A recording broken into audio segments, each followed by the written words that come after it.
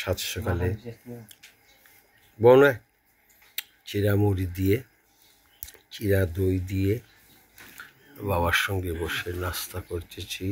8:30 বাজে। ক্লান্ত হয়ে গেছি বাড়ি ঝাড়ু দিতে গিয়ে।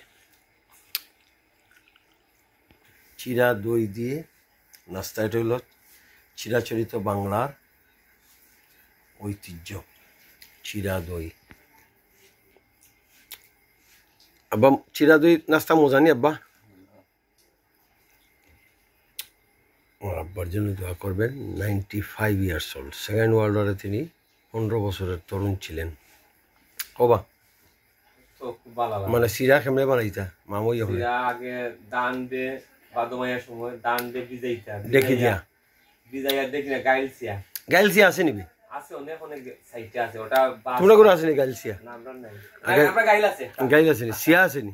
না সিয়া নাই, গাইল আছে। গাইলসিয়া দিয়া আগে চিরা আমরাও দেখছি মেঘলা দিনও দান বাজিয়া দিতা।